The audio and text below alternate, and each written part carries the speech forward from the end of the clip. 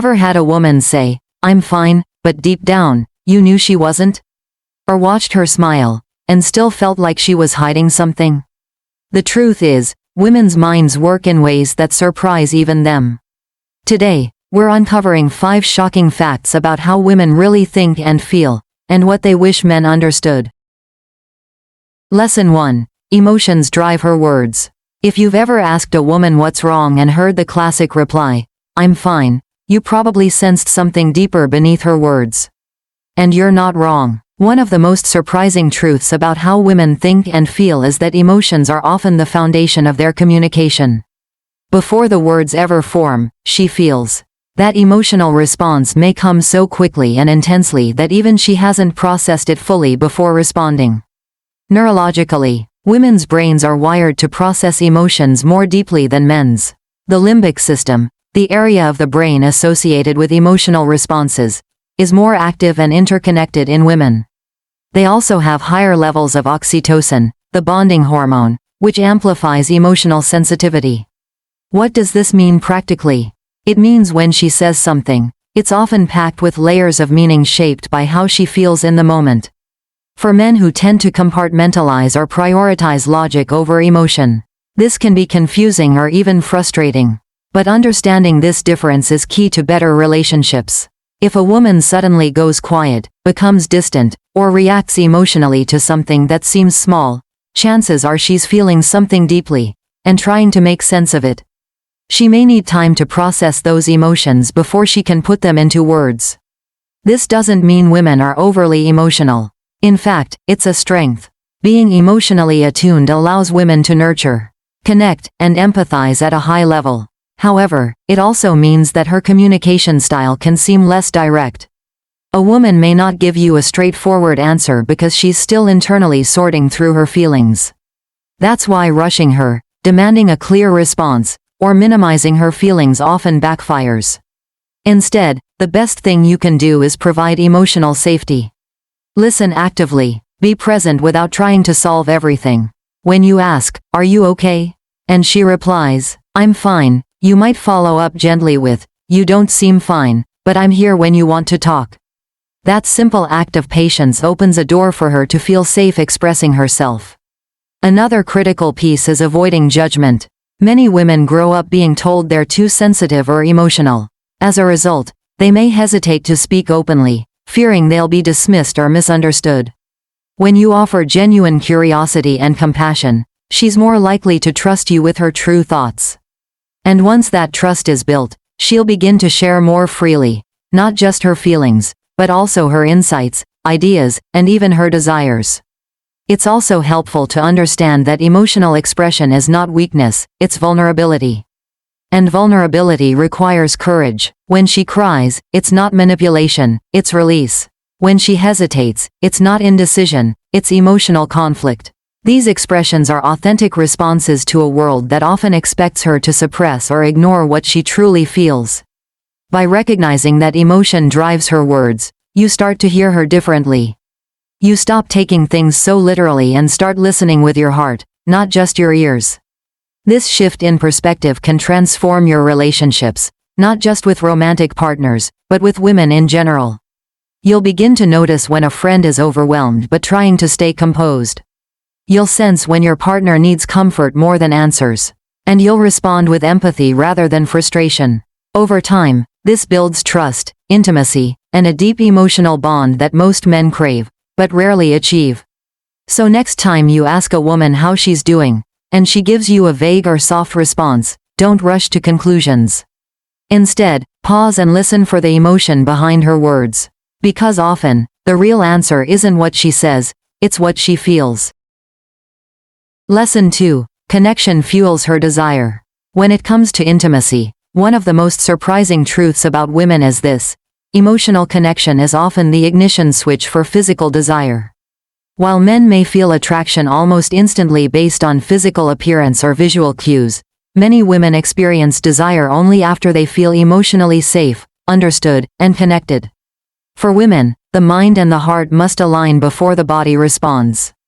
It's not that women don't enjoy physical attraction, they absolutely do. But unlike the instant flame of male arousal, female desire often simmers beneath the surface. It's built through emotional closeness, verbal intimacy, shared experiences, and a feeling of safety. Without those ingredients, physical touch can feel meaningless, or worse, invasive. Here's where many men get confused. They do everything right on the surface, buy flowers, give compliments, initiate physical affection, but still feel rejected or distanced.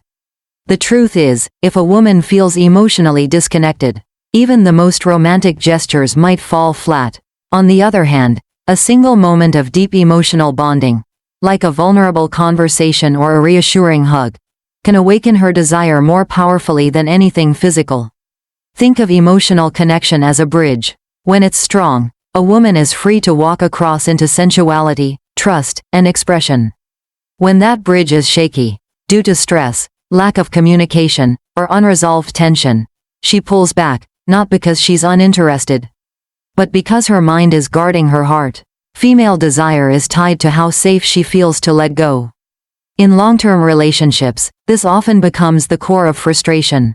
As physical touch becomes more routine, emotional connection can fade if it's not nurtured. A man might interpret her reduced desire as a lack of attraction, but in truth, she may just be emotionally starved. If she feels unseen or unheard in daily life, her body won't respond to physical advances, because her emotional needs remain unmet. The good news is that rebuilding emotional connection is simple, though not always easy. It begins with presence. When you talk to her, are you really listening? Or are you checking your phone, waiting for your turn to speak?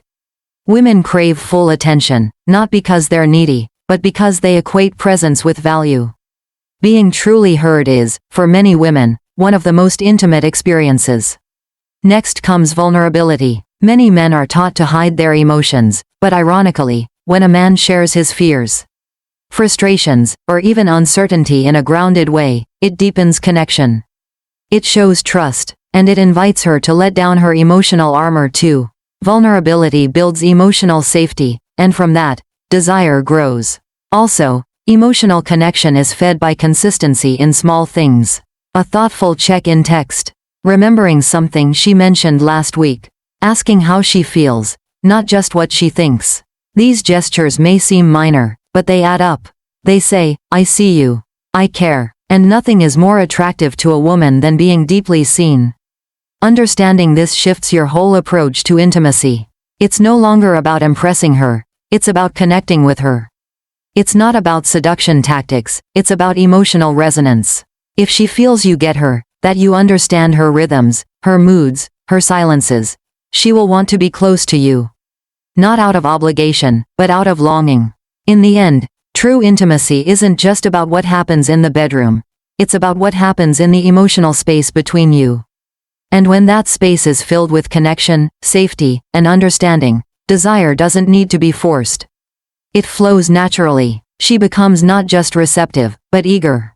So the next time you wonder why she's not responding physically, ask yourself, have you connected with her emotionally today? Have you made her feel safe, seen, and understood?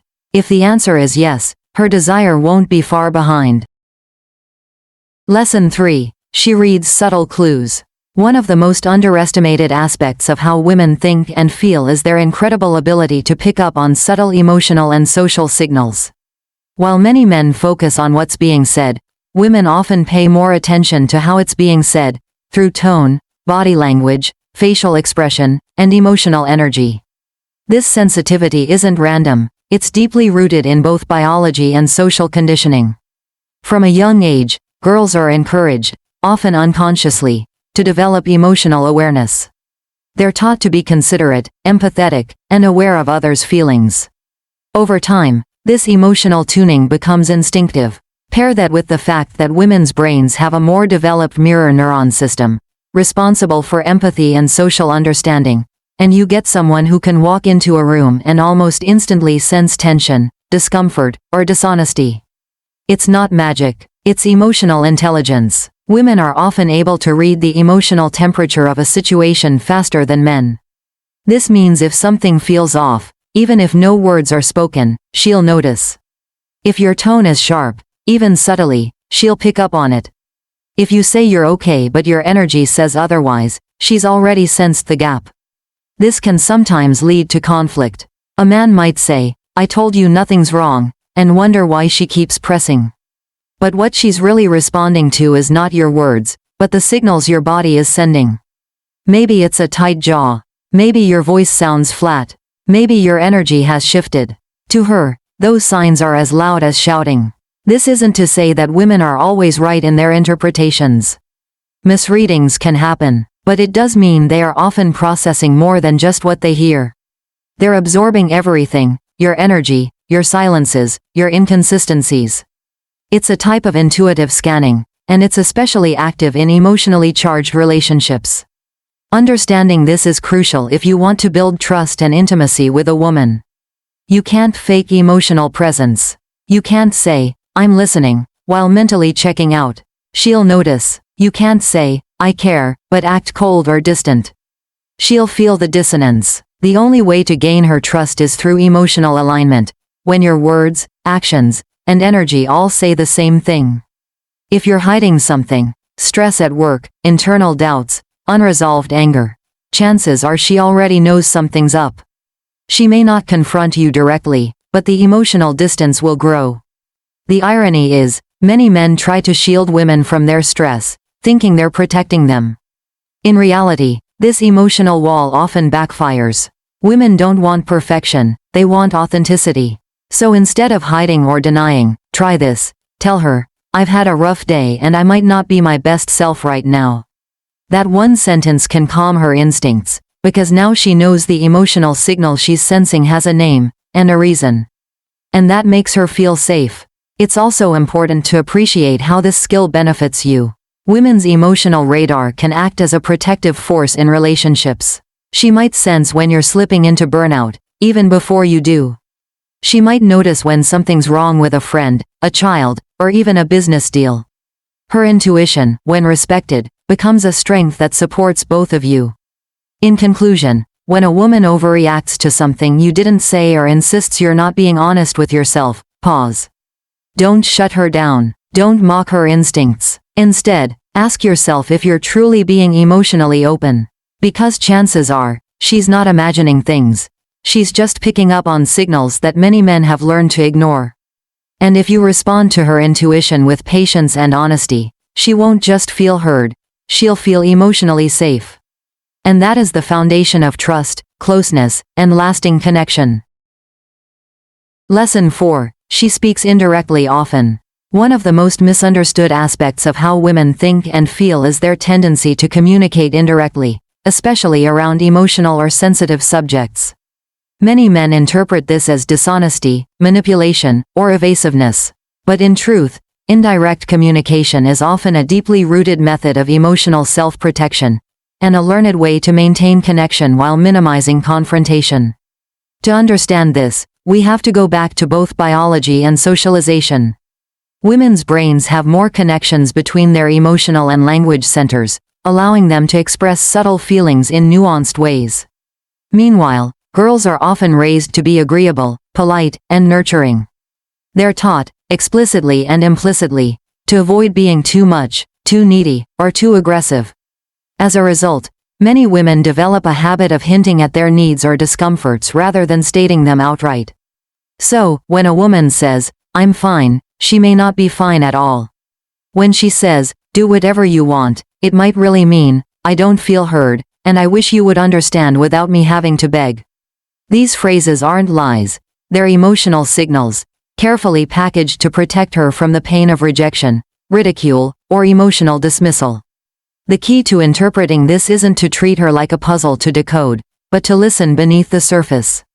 Listen to her tone. Watch her body language. Notice her energy. If her words say one thing but her emotions suggest another, don't assume she's trying to trick you. Instead, assume she's trying to maintain closeness without triggering a rupture.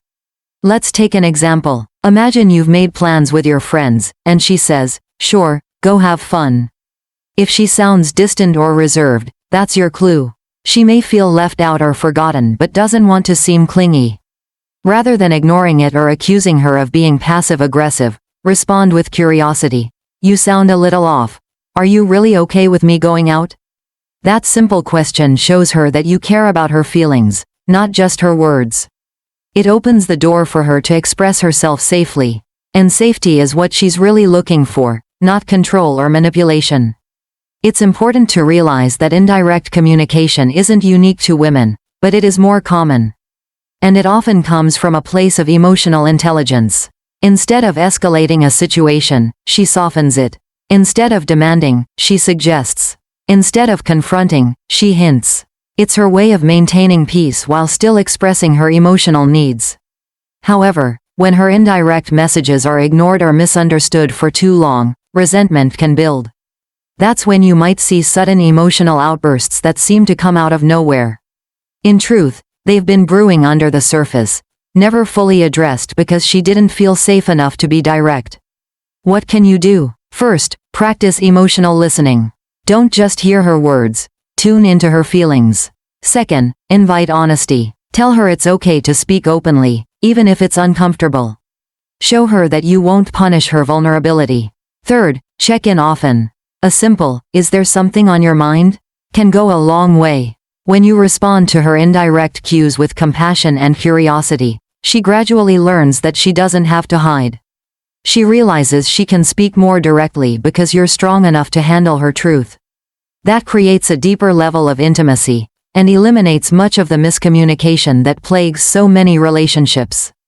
In the end, women speak indirectly not because they're trying to confuse you, but because they're trying to stay close without risking rejection. When you learn to read between the lines, not with suspicion, but with empathy, you build trust. You make her feel emotionally safe. And that, more than anything, makes her want to open up even more. Lesson 5. She multitasks emotionally. Have you ever watched a woman cook dinner, answer a text, think about a work problem, and still ask how your day went, all at the same time? It's no illusion. One of the most surprising facts about how women think and feel is their ability to emotionally multitask. Unlike many men who tend to focus on one problem or emotion at a time, women often experience and process multiple emotional threads simultaneously. This isn't about being distracted. It's about operating on multiple emotional frequencies, while maintaining function. A woman can feel joy and sadness in the same breath. She can feel grateful for her life and overwhelmed by her responsibilities at the same time. She can be angry with you but still want to sit beside you on the couch. These seemingly contradictory emotions aren't confusion, they're complexity. And her mind is wired to handle it. Biologically, women's brains tend to have more cross-communication between hemispheres. Especially the corpus callosum, which connects both sides of the brain. This structure supports integration of logic and emotion, language and feeling, thought and intuition. This might be why women are often quicker to express how they feel and better able to interpret the feelings of others. But this emotional multitasking has a cost. Because women are so attuned to their emotional landscape, and often to yours as well, they can become emotionally overloaded. If she's constantly juggling the needs of her partner, children, co-workers, and friends, her emotional bandwidth can stretch thin. And yet, even then, she may still push herself to show up for everyone, because that's how many women are raised, to be caretakers, to absorb, to carry. What many men don't realize is how exhausting this is. When you ask, "What's wrong?" and she says, "Nothing," it may not mean she's upset with you. It may mean she's emotionally maxed out. Her silence might be an attempt to organize the chaos in her mind before it spills out.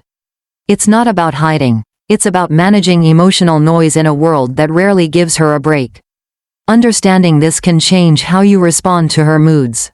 Instead of expecting her to snap out of it or focus on one thing, you begin to see her emotional landscape as layered and nuanced. You learn that when she seems distant, it doesn't always mean rejection. It could mean she's carrying 5 emotional weights and doesn't want to burden you with them.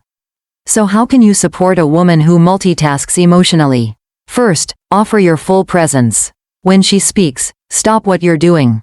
Your attention tells her, "I'm here with you. I'm strong enough to hold space for your complexity." Second, don't try to fix her feelings. When she shares 5 emotions at once, don't choose one to solve. Just listen. Say, "That makes sense," or "That's a lot to carry." She's not asking you to fix it, she wants to feel seen. Third, take emotional initiative. Don't wait for her to collapse under pressure.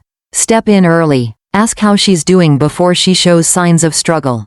Offer help without being asked. That small act tells her, you're not alone in this. Lastly, understand that emotional multitasking doesn't make her fragile, it makes her strong. It means she can care deeply, adapt quickly, and hold space for others. But even the strongest emotional systems need rest.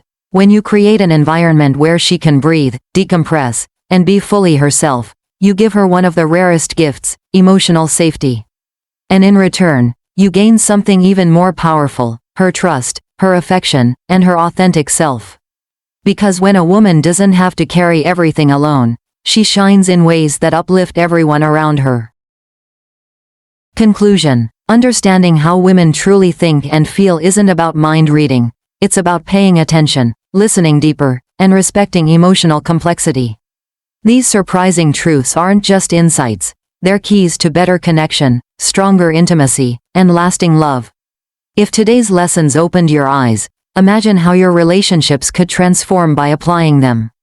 If you found this video valuable, don't forget to hit that like button, subscribe for more eye-opening insights, and tap the notification bell so you never miss a moment.